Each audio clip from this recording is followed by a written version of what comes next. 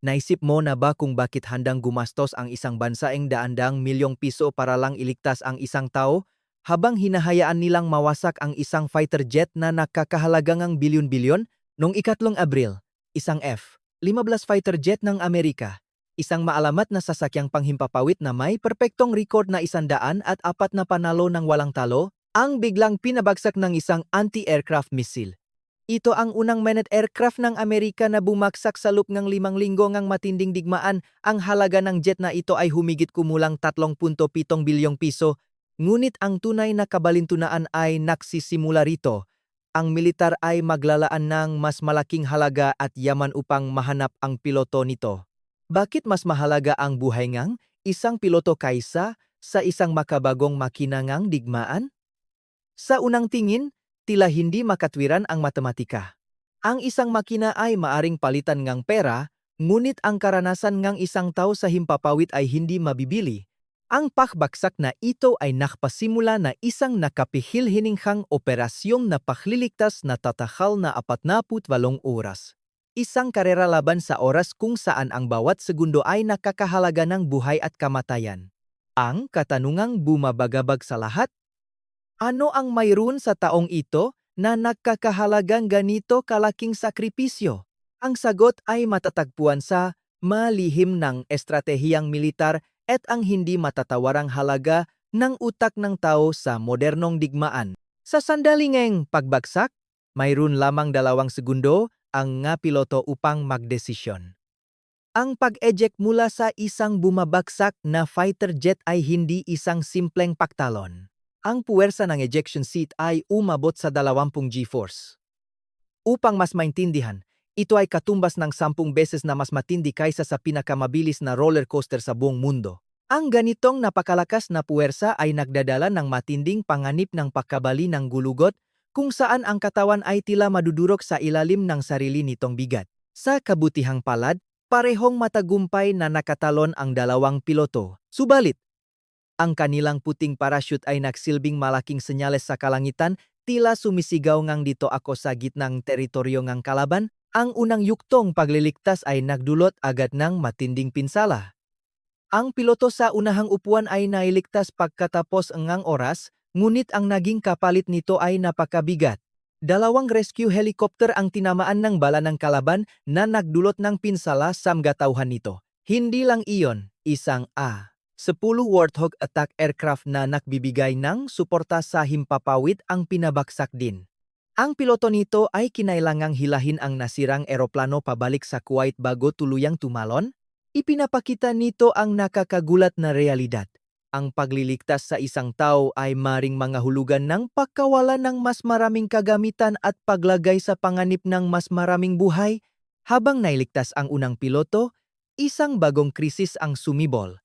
Ang opisyal sa likurang upuan, ang Weapons Systems Officer o WSO, ay nawawala sa kalagitnaan ng mapanganib na teritoryo.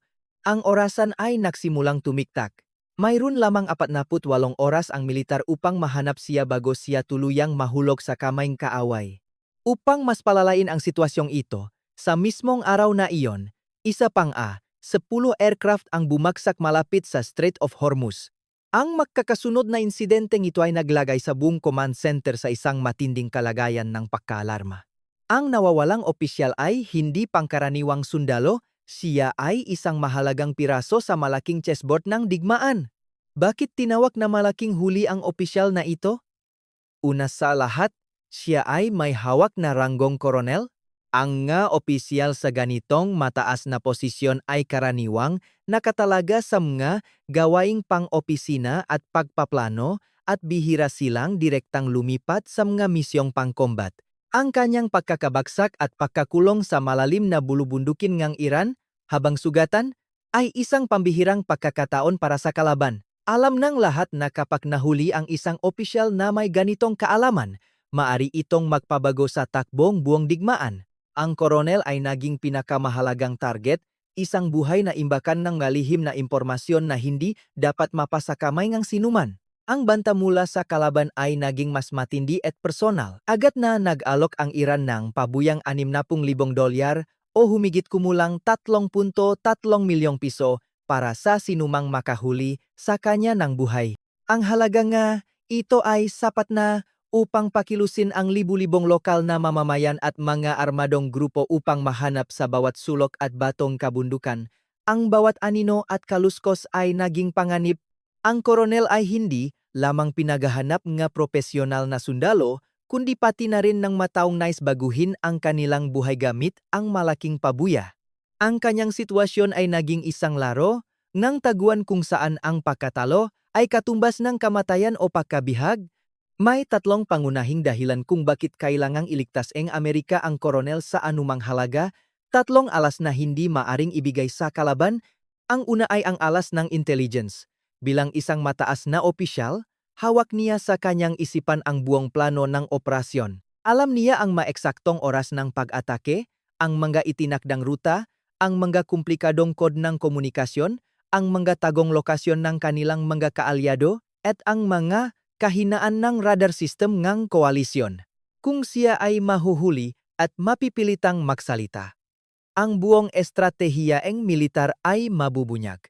Ang isang pagkakamali ay maaring magdulot ng pagbagsak ng buong kampanya at pagkamatay ng libu-libong sundalo. Ang pangalawang dahilan ay ang alas ng propaganda.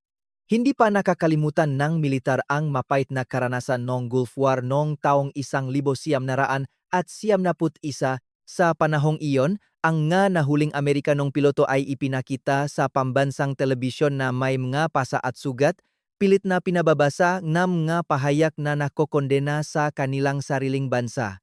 Ang ganitong uri ngang psychological warfare ay nagdudulot ng matinding pinsala sa moral ngang nga sundalo at nagpapababa sa suporta ngang publiko sa digmaan. Ang pagpapakita sa isang mataas na opisyal na tulad ng koronel sa ganoong kalagayan ay magiging isang napakalaking tagumpay sa propaganda para sa kalaban, isang senaryong pilit na iniwasan ng pamahalaan. Ang ikatlong dahilan ay ang alas negosasyon. Mayroong mapanganib na pamarisan sa kasaysayan, partikular noong taong 1960 kung saan pinigilan ng Soviet Union ang isang Amerikanong piloto sa loob ng halos 2 taon. Ginamit siya bilang isang mahalagang pawn sa isang geopolitical chess game upang makipagpalitan ng mga nahuling espiya. Kung mahuhuli ang koronel, gagamitin siyang Iran ayon sa isang makapangyarihang sandata sa diplomasya. Maari silang humingi ngang malalaking pabor, pag-alis ng parusa, o paglayang ang kanilang sariling ahente.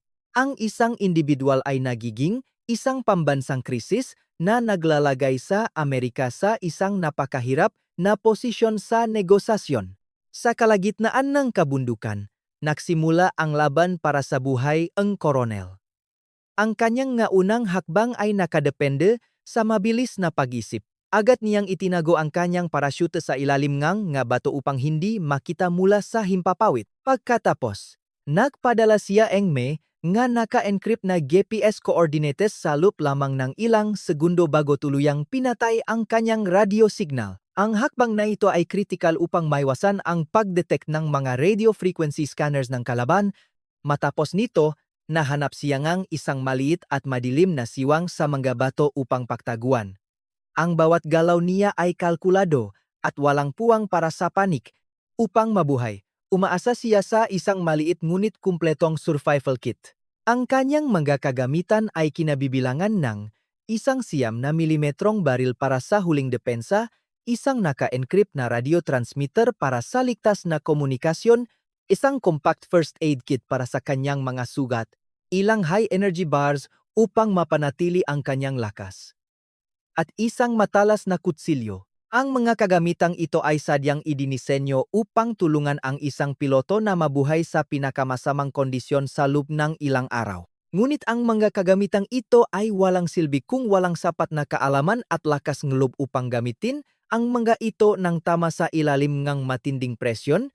Ang tunay na sandata ng koronel ay hindi ang kanyang baril kundi ang kanyang pagsasanay. Siya ay nagtapos sa masinsinang 3 linggong sere training na kumakatawan sa kaligtasan, pag-iwas, paglaban, at pagtakas. Sa bahaging praktikal ngang pagsasanay, natuto siyang tiisin ang matinding gutom at uhaw. Natuto siyang kumain ng nga insekto para sa protina, mangolekta ng hamok para sa may inom na tubig, at magtago ng walang anumang bakas sa kalikasan. Ang pagsasanay na ito ay nagtuturo sa katawan na gumana kahit na walang sapat na nutrisyon at tulog na nagbibigay ng kinakailangang tibay upang mabuhay ng mag-isa sa ilang. Ngunit ang pinakamalupit na bahaging programa ay ang simulasyon ng pagkabihag. Ang mga piloto ay kinukulong sa maliliit na hawla, sinusuotan ng sako sa ulo upang mawala ng paningin at pinipilit manatiling gising ng ilang araw. Sila ay nakakaranas ng matinding psikolohikal at pisikal na pagpapahirap sa mga masisikip at madidilim na espasyo. Ang layunin ng brutal na prosesong ito ay hindi para saktan sila, kundi upang itanim ang matinding disiplina sa kanilang makalamnan at isipan. Tinuturuan silang huwag kailanman ibunyag ang kanilang pangalan, ranggo, o unit kahit na sila ay nasa bingit ng kamatayan. Ang huling layunin ng mahigpit na pagsasanay ay lumihangang nga reaksyon na tila automatiko. Mahigit 80% nga suma sa ilalim dito ay nag-isip na sumuko dahil sa tindi nga hirap. Ngunit kapag ang utak ay binalot ng takot at panik sa tunay na labanan, ang katawan ay kikilos batay sa muscle memory na nakuha mula sa paulit-ulit na paghihirap, walang espasyo para sa pag-alinlangan. Ang bawat desisyon ng koronel sa mga sandaling iyon sa mga bundok ng Iran ay direktang resulta ng disiplinang ito. Ito ang dahilan kung bakit ang mapiloto ay nagiging mahirap hulihin at ito rin ang dahilan kung bakit sulit silang iligtas. Upang maunawaan ang bigat nga sitwasyong ito, kailangan nating balikan ang kasaysayan nga imposibleng paglilitas. Isa sa pinakasikat ay ang kaso ni Kapitan Scott O'Grady sa Bosnia noong taong 1995. Ang kanyang F-16 fighter jet ay pinabagsak ng isang anti-aircraft missile na pataksil na umatake mula sa blind spot ng kanyang radar. Napilitan siyang mag-eject mula sa taas na 8,000 talampakan. Ang kanyang pagbagsak sa gitna ngang teritoryo ngang kalaban ay nagpasimula ngang isa sa pinakatanyak na kwento ngang matinding kaligtasan sa modernong kasaysayan ngang militar. Ang naging karanasan ng kapitan ay isang patunay ng tibay ng tao. Siya ay nanatiling nakadapa at hindi gumagalaw sa ilalim ng makapal na damuhan sa loob ng 6 na mahabang araw upang hindi mamatay sa uhaw. Umiinom siya ang tubig ulan na naipon sa kanyang nga medyas at sumisipsip ngang hamok sa umaga. Kumain siya ng galanggam at damo para lamang makaroon ng laman ang kanyang tiyan. Inilarawan niya ang kanyang sarili na parang isang ligaw na hayop na pinaghahanap nga mga ngaso. Bawat kaluskos sa paligid ay nagdadala ng takot na siya ay natuklasan na ng managpapatrulyang sundalo. Pagsapit ng ika-6 na araw, isang himala ang nangyari. Ang kanyang mahinang radio signal ay natukoy at kinumpirma ang kanyang pagkakakilanlan gamit ang kanyang lihim na palayaw. Ang operasyon ng paglilitas ay napakalaki. Mahigit 40 sasakyang panghimpapawid ang ipinadala upang magbigay ng suporta at proteksyon. Ang marescuer ay nakipagpalitan ng putok sa loob ng 7 minuto bago siya tuluyang naiangat patungo sa kaligtasan. Ipinakita ang insidenteng ito na walang limitasyon ang kayang gawin ng militar upang iuwi ang kanilang nga tauhan, gaano man kalaki ang banta sa paligid. Isa pang nakakagimbal na kaso ay naganap sa Serbia noong taong 1990. Ito ang kauna-unahan at tanging pagkakataon na isang F-117 stealth fighter jet na itinuturing na hindi nakikitang radar ang napabagsak sa labanan. Pagkatapos mag-eject, ang piloto ay kinailangang magtago sa isang mababaw at maputik na kanal sa loob ng 18 oras. Naririnig niya ang mga yabag at boses ng mga kalaban na naghahaluhok sa paligid, ilang daang metro lamang mula sa kanyang pinagtataguan. Ang kanyang kwento ay isa na namang patunay na ang teknolohiya ay maaring mabigo, ngunit ang kasanayan sa pag-survive ay nananatiling maasahan. Sino ang taong sumusuong sa panganib upang iligtas ang nga pilotong ito? Sila ang mamiyembro ng Combat Search and Rescue. Ang pangunahing puwersa ng unit na ito ay ang para-rescuemen ng hukbong panghimpapawid. Ang kanilang misyon ay isa sa pinakamapanganib sa buong militar. Pumasok sa teritoryo ng kalaban, hanapin ang mga nawawalang sundalo at iuwi sila ng buhay. Sila ay mga mandirigma at tagapagligtas sa iisang katauhan handang isugal ang kanilang sariling buhay para sa kaligtasan ng iba. Ang kanilang presensya ay nagbibigay ng pag-asa sa pinakamadilim na sandali ng digmaan. Ang pagsasanay upang maging isang tagapagligtas ay napakahigpit at tumatagal ng halos 2 taon. Kabilang dito ang advanced na pagtalon mula sa eroplano, combat diving, matinding pakikipaglaban, at masalimuot na medisina sa larangan ng digmaan. Ang rate ng pagbagsak sa kursong ito ay umabot sa 80%. Ang pinakamataas sa lahat ng Special Operations Forces. Sila ay sinanay na gumawa ng imposible ang magsagawa ng komplikadong operasyon o magbigay ng paunang lunas habang nakikipagpalitan ng putok sa gitna ng matinding labanan. Sila ang pinakamahusay sa kanilang larangan, mga espesyalista ng kaligtasan. Mayroong malalim na pang-ekonomiya at estratehikong dahilan sa likod ng mga misyong ito. Ang pahubog ng isang bihasang piloto ay hindi mura. Ang gastos sa pagsasanay sa bawat isa ay umaabot mula 400 at 10 milyon hanggang mahigit 800 at 20 milyong piso at nangangailangan itong halos isang dekada ng patuloy na pag-aral. Sa madaling salita, ang pera ay maaring bumili ng bagong eroplano sa loob ng ilang buwan, ngunit hindi nito mabibili ang 10 taon eng karanasan at likas na talento eng isang piloto. Ang pakawalan ng isang piloto ay hindi lamang isang trahedya, kundi isang malaking dagok sa kakayahan ng militar. Higit pa sa pera, ang pinakamahalagang dahilan ay psikolohikal. Upang patuloy na lumipat ng may tapang at harapin ang panganib araw-araw, kailangang malaman ng bawat piloto na hindi sila pababayaan ng kanilang bansa. Ang pangakong walang maiwan ay hindi lamang isang kasabihan, ito ang pundasyon ng kanilang tapang. Kung makikita, nilang inabandona ang isang kasamahan, guguho ang kanilang tiwala, at mawawala ang kanilang agresibong diskarte sa paglipat. Ang pagliligtas sa isang piloto ay pagpapanatiling lakas ng loop ng buong hukbong panghimpapawid na tinitiyak ang patuloy na dominasyon sa kalangitan. Balikan natin ang malamig na gabi sa kabundukan ng Ilhan kung saan nagtatago ang ating koronel. Ang tensyon ay abot kamay. Naririnig na niya ang mga yaba ng kalaban na papalapit sa kanyang posisyon. Sa mismong sandaling tila nawawalan ng pag-asa, nakatanggap siyang isang mahinang signal mula sa militar ng Amerika. Kinumpirma nila ang kanyang lokasyon. Ang huling yugto ng operasyon, ang pinakamapanganib at pinakamasalimuot na bahaging paglilitas, ay opisyal nang nagsimula. Ang 48 oras na paghihintay ay magtatapos sa isang dramatikong labanan sa dilim. Upang linlangin ang kalaban, nagsagawa ang intelligence agency ng isang matalinong taktika ng paglilihis. Nagpakalat sila ng mapekeng ulat na nagsasabing nailigtas na ang opisyal mula sa rehiyon. Ang pekeng balitang ito ay mabilis na kumalat na nagdulot ng kalituhan sa mga puwersa na naghanap sa kanya. Samantala, ang malokal na residente ay patuloy pa ring naghahanap sa maling direksyon na akit ng pabuyang 3.3 milyong piso.